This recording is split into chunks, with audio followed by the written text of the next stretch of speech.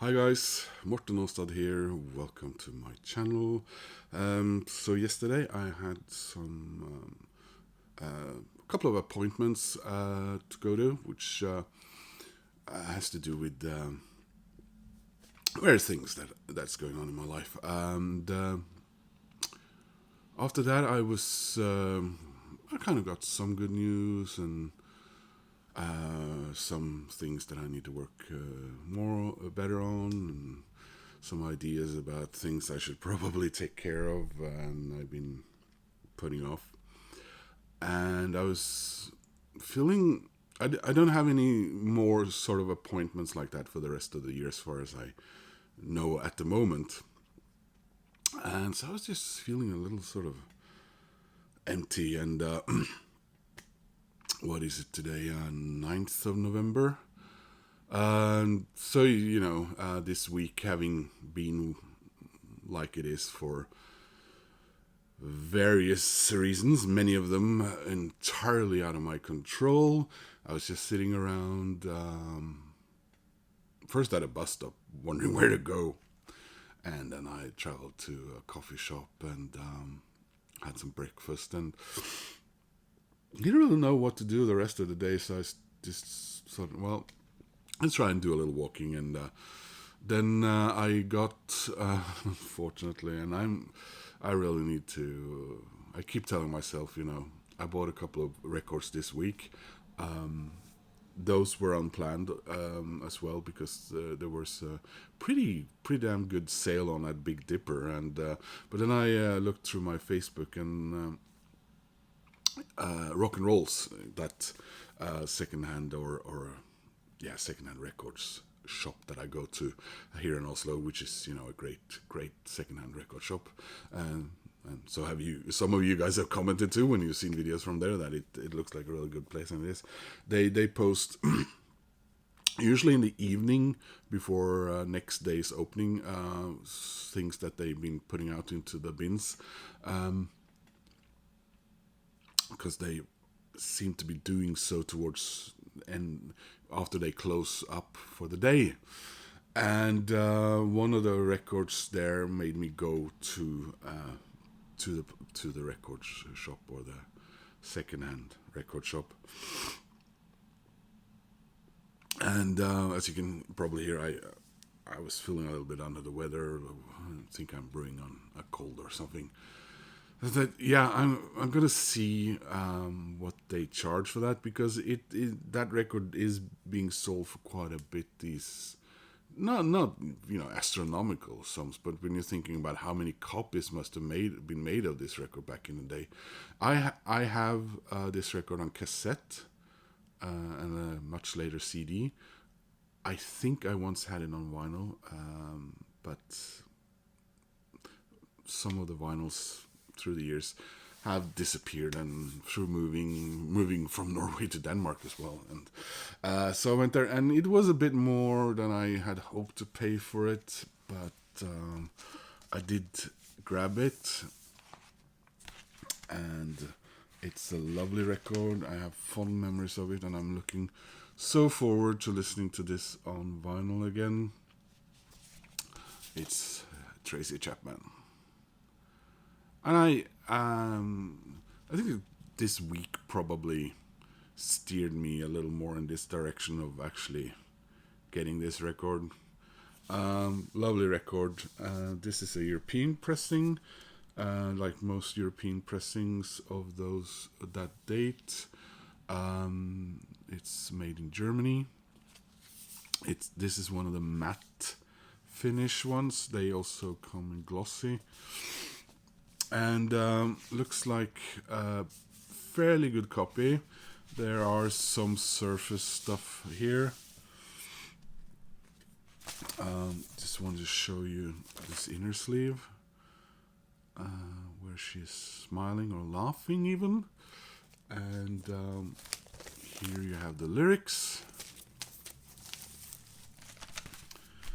and the good old Electra. I always have fond memories when I see this label. Yeah, guys, so when I was showing you this Tracey Chapman record. There was one little detail that I forgot to show you, which I thought was kind of funny. I showed you the insert, or the inner sleeve rather, with a picture of her and the lyrics, but it also came with this. So these lyrics here, which I thought was rather fun. I don't think I've ever seen this before. This is Montagne di Cose per. Yes, this is Italian, and then we got French, and we have Spanish, and we have Sie hat schon ihr Ticket. Wenn nicht jetzt, Baby, komm in meine Arme. Okay, warum? Für dich. Yeah, in German too. So I thought that was rather funny. So just a detail I forgot to mention there. Yeah, so that should have been it. I shouldn't have picked up anything else. But I had actually put down some suggestions of some CDs a while back that because whenever I go there and I'm going to try to remember CDs I'm looking for, it's gone out of my head the moment I walk in the door. So I did look through some of the CDs. There were a couple of things that they had, but they were not in. They didn't look like they came from good homes. But I found these two. This has been on my wish list for a long time. The Waterboys. Now, I have more Waterboys on CD. I do have the original 3 plus, the Fisherman. Yeah, so I actually have the original 4, first 4 Waterboys on vinyl from back in the day. Since then, I've gotten some of those, all of those actually, on CD as well. And then latter day stuff is on CD only. So after his 5th and then 6th album, yeah, he spent about 7 or 8 years where he recorded as Mike Scott and not the Waterboys, and then he returned using the Waterboys name again with this A Rock in Weary Land. So I had never heard this. It's from the year 2000, and it's surprisingly heavy rock, I must say. So I'm glad I got this one. Already listened to it, obviously, since I said what I just said. And then while I was looking for something else in the, I was looking for CDs by the artist I'm going to show you next, that doesn't exist on vinyl, and I've never owned it, but I came across this one. So this is Teenage Fan Club and Jad Fair. They are sort of the band of this record, and the songs I think are they're written by both the band and Jad Fair. Jad Fair was in a band, I think, was it with his brother, called Half Japanese. Apart from that, I don't know that much about him. The music is a little more sort of drone-like than you'd expect from Teenage Fan Club. I suppose it doesn't have that quite hard grunge-like sound of their first album, but it isn't quite that dream pop, chamber pop music that they would later on. This is more backing his vocals, and his vocals comes off like a higher pitched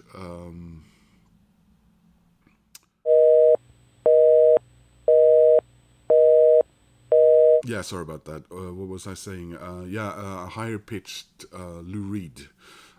So in some ways I do think the music and his singing makes this sound a bit like a little bit of a Velvet Underground thing going on.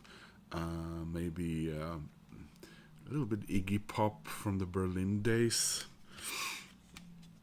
So I just had one proper listen to this, and very interesting. I don't think I understood what this record was when it came out all the way back in, was it 2000?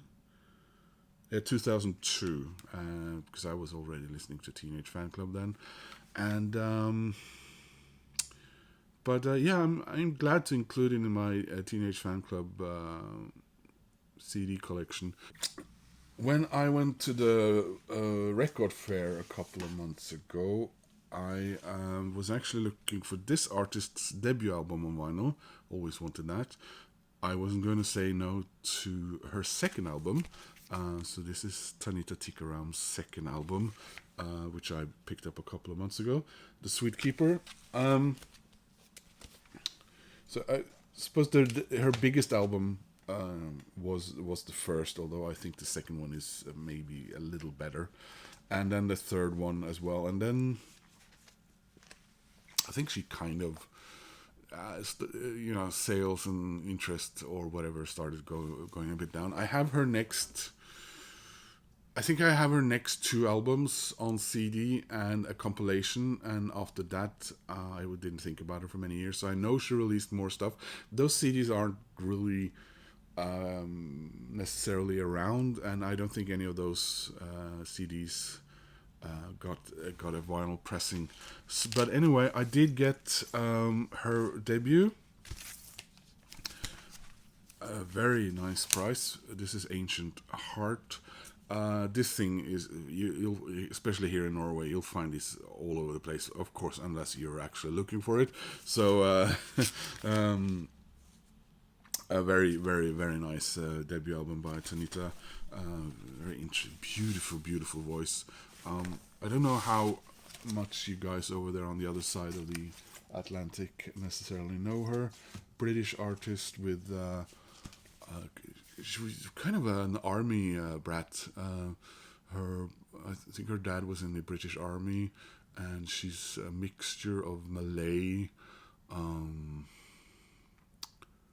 Malay and some European, various. Beautiful woman. And this was her third album, and also very nice price. Very, both the vinyl on both these looks gorgeous. So now at least I have her, three big albums. Everybody's Everybody's Angel. Is this Everybody's Angel? Yeah. And she sold a lot, especially that first and second album in Norway, where I think she and I think even the British press at the time commented on her sales here, because it was quite extraordinary. And then I walked past they have bins there with like electronic music, which is some that I remember from the days I was very into Depeche Mode and tried to broaden my my listening in that genre, and came across records back then that didn't quite gel with me, and I think I owned this on CD, and I know that I traded it away at actually this record store, but back, we're talking 20 years or so, when they were somewhere else in the city. And it wasn't very badly priced, and I really been curious to listen to this again. So this is Front 242, and this is a Swedish copy actually, and pretty harsh electronic music with it's not easy listening, and they're from Belgium. But I thought I'd give them a rediscovery and see what we see. Now, I was on the way out when I walked past the indie bins, and like that, I wouldn't have gotten that record if it wasn't in the front of the bin, because I wasn't actually going to those bins. And same with this record. And I just want to show you the CDs that I have by this band. The band was called The Stands. and they were one of these bands that there was a slew, was that a word, of bands like these, guitar bands, sort of a British rediscovery of guitar bands or whatever. They had a moniker for it that I don't remember, and there were several bands around this time period, 2000, 2002, 3, 4, 5, up until, and many of them were touted as being the big next thing. And funny thing about the Stands is, even before they even recorded anything, the word of mouth on them were so strong that they toured with several established, well-known bands.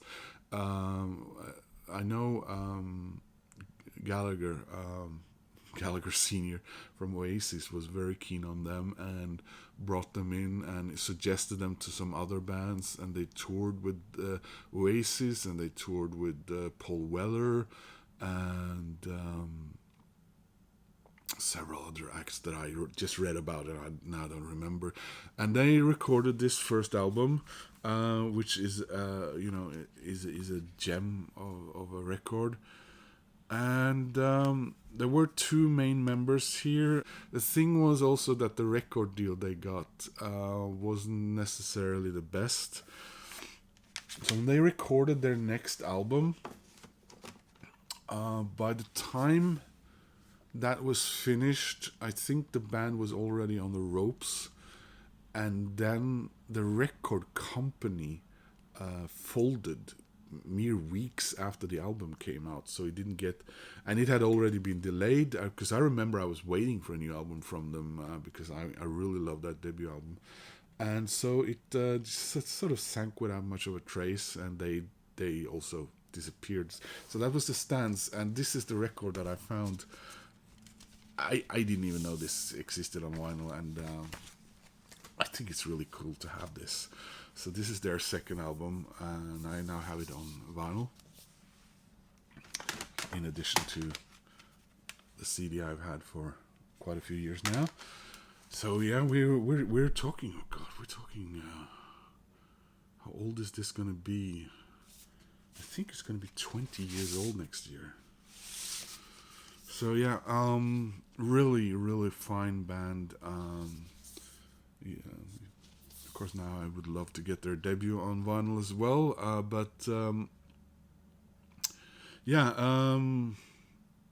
easy band to collect, and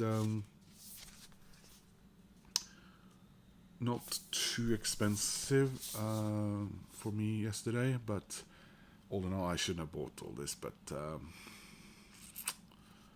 anyway, this is great stuff. It's really... This was the surprise of yesterday, and to be honest, I should have put some of the other things back when I saw this, but yeah, I'd already paid, and then I was kind of on my way out, so not the easiest label to read, but yeah. So that was the Stands. Anyway, guys, I'd like some comments if you have any thoughts about the music that I gotten, any questions about it. I'll look it up for you. And yeah, so that was it. That was what I had to show you guys. Take care, and I hope to see you soon in another video.